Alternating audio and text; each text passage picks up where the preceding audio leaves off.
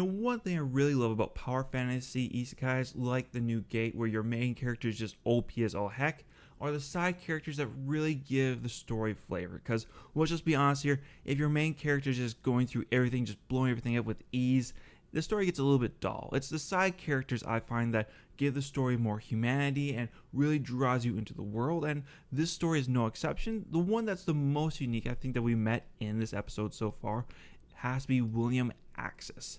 Now, he's known as the vampire hunter around these parts because he hunts so many undead. Now, for Shin's part, he does crack a wise joke at the dude's expense, saying like, oh, it wasn't because of your pale skin. And this causes those bystanders around the all freeze up, because I guess this dude has a little bit of a rougher reputation around town for some reason. We don't really know why yet, but I look forward to figuring out more of this dude's history. But for him, he just simply laughs it off. Now, one thing about this dude's equipment is that it's a legendary item that can suck the vitality out of its target, and he even mentions himself that he's a little bit scared of it because it might do the same thing to him. So this tool is very very monstrous. It doesn't really know any good or any bad. It's just, well, a tool of war. So I'm curious to see how this dude got a hold of it. Why is he so focused on just hunting down undead? Did they destroy his family? Is he like the Goblin Slayer? That something bad happened to him in his past? Or is it just that they pay the best, so that's why he's going after them? I'm really curious to see how that plays out, because in this whole episode, I have to say he's probably the most unique that we've met. Yes, we did get an introduction to the princess, who seems very outgoing, and instead of like the timid, meek princess that we usually get in isekais or fantasy shows, this one seems to be a bit more driven, and instead of being concerned about the person who threw the sword into the castle with that amazing strength, she seems to be almost eager to find them and meet them in person. So I'm curious, does she plan to bring him into her personal retinue, or does she want to contract him for some different personal missions? I don't know. I'm just curious. I want to know how she's going to be playing into the hero's party, because she at least seems to be going away from the stereotypical princess that we usually see in fantasy isekai shows. One more thing that I need to mention is that we also meet up with a little white fox. Now, this little white fox, I'm going to presume, is that little white fox girl on the poster there that we know is going to become his main core party. And I'm curious to see what her story is, because when our hero finds her, he finds her in the woods, directed there by a little orphan girl that apparently she's been trapped and he has to rescue her. And the traps that she's behind are some kind of serious traps, because it's a boundary trap at first. So when he crosses that boundary, it causes the whole area just to shatter, and he's not sure what he breaks at first, but when he gets into the center of the temple, he finds the little fox in the center of some black rings and magic and cursed and poisoned to all heck. So he has to use some quick healing spells to bring her back up to her vitality state.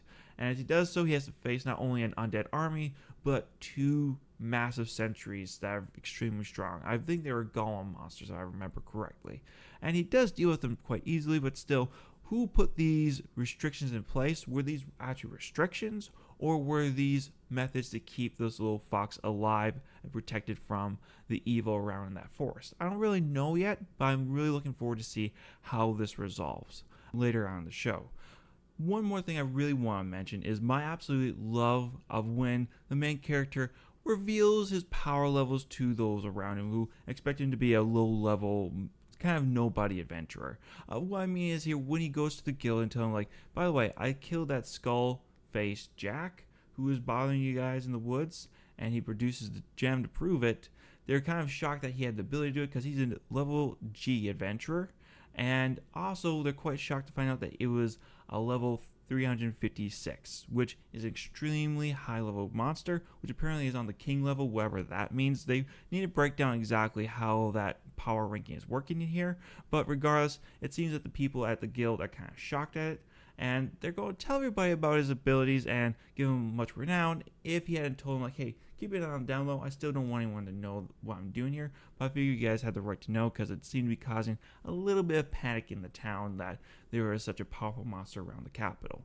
Another great example of this is when Shin decides to head back to the Moon Sanctum. Apparently he has a magical item called this letter that if you just sign your name or the name of the person you want to go to, it's a one-way letter and it will get to them no matter what.